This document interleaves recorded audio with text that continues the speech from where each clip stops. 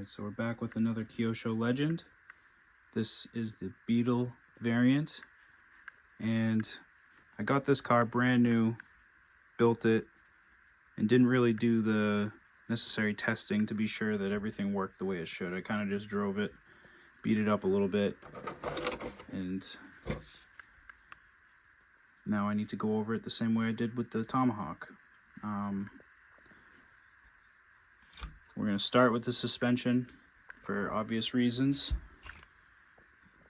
The shocks definitely need to be cleaned and rebuilt and filled, so we'll do that. But when I was looking at it, I noticed there was some loose bits, so we'll go over that and make sure everything's tightened up the way it should be. I don't remember the status of the motor, but I'll pull that, compressor it out, and reinstall it to be sure that it is free. And I'm also going to do a new body for it. I find that the earth tones blend in on the area that I drive these, so I think some silver will do this car quite well. So let's get cracking into the suspension.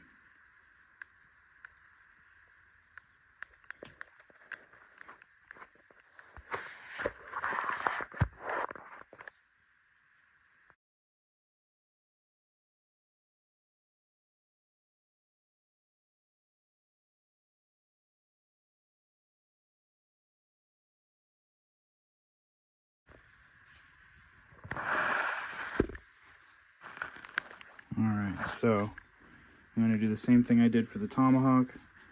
I'm going to clean the shocks. Well, I'm going to empty the shocks, then clean them off. Make sure that plastic bushing in there is free. Obviously with the front shocks, you know that they're pretty gummed up. One of the rears as well. So I'm going to do exactly what I did with the Tomahawk. I'm going to put the same oil and reinstall them, and hopefully they'll be nice and plush just like this one. The rears are really nice on this.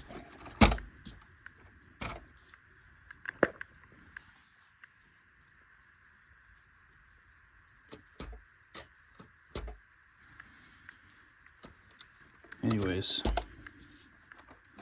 hopefully we'll get those results here.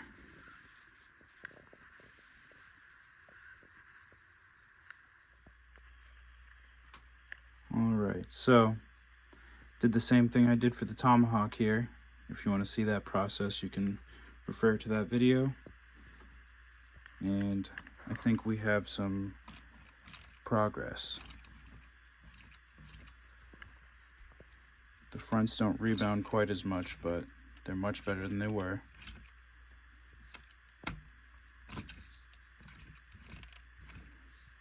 And I went ahead and made sure the Loctite was set on that body post, steering servo saver post, if you will. Just made sure the nut at the base of the screw was all set and the body post was fine. And I also reset the pivot balls on there as well. They're supposed to be set to be a little bit higher for the clearance of the rod end, so I made sure that that was set to the proper measurements.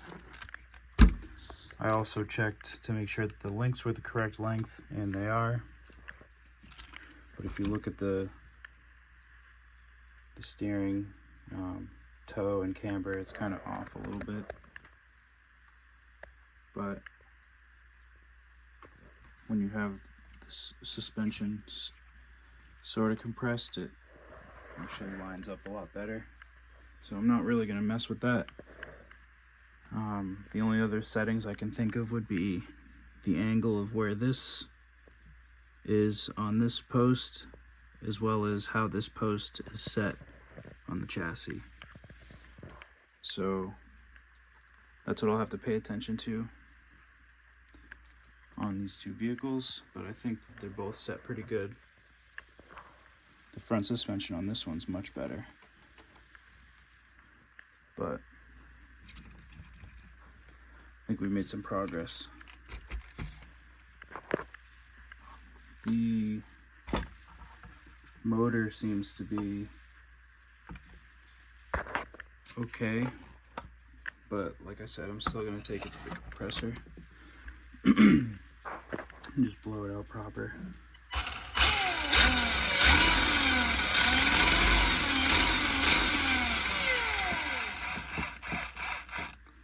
So that's good. I also found the stock wheels, so I'm gonna have to glue the rears. Yeah, I didn't think I did that already, but I'm gonna have to glue those, but it's just another option. But I think the silver and black will look good. I got these wheels from eBay. These fronts are pretty hard.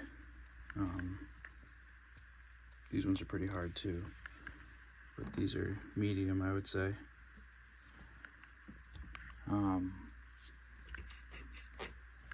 So yeah, that's where we're at. I'm gonna blow out the motor, and then we'll get this body painted up. But things are looking good so far.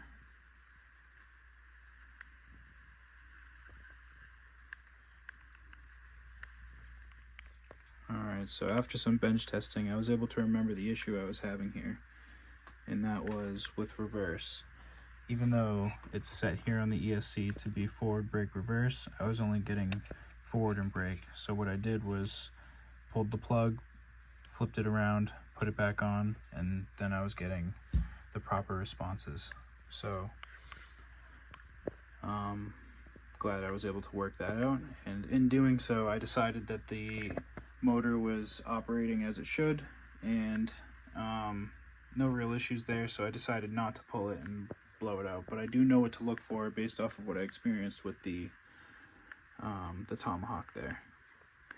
So I ended up backing the new body with white, but I did paint it silver, so that's what it looks like on the inside, and I think it came out pretty good.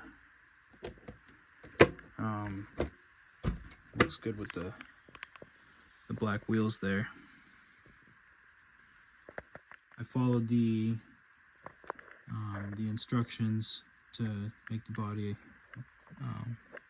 to that spec, if you will, and I think it came out pretty good with the silver.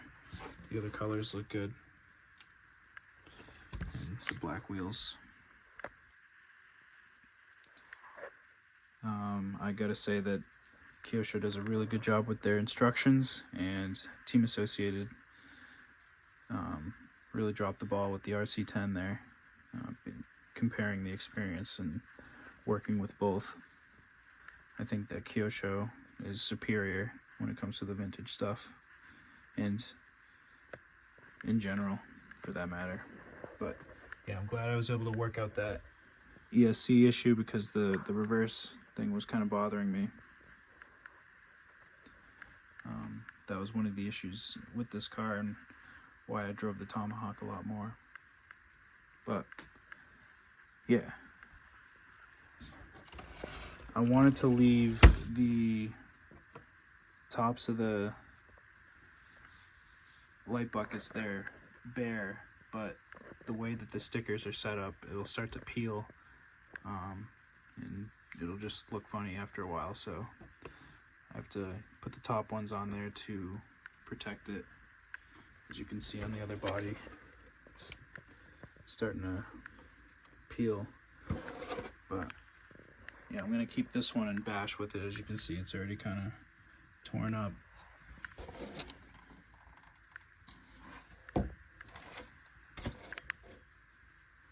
So yeah, this has actually got the Traxxas matte finish on the outside, put the stickers right on top of it and it still looks good. So yeah, that's what's going on here. Nice new paint job on this car. Got the bugs worked out. So this one I would say is ready as well as the others. The Dune Master will be getting what it needs, as well as the RC10, so those two will be operational soon. So you want to stay tuned for that. And if you've made it this far, thank you for tuning in. Thank you for your interest in RC, and stick around because we've got plenty more where this came from.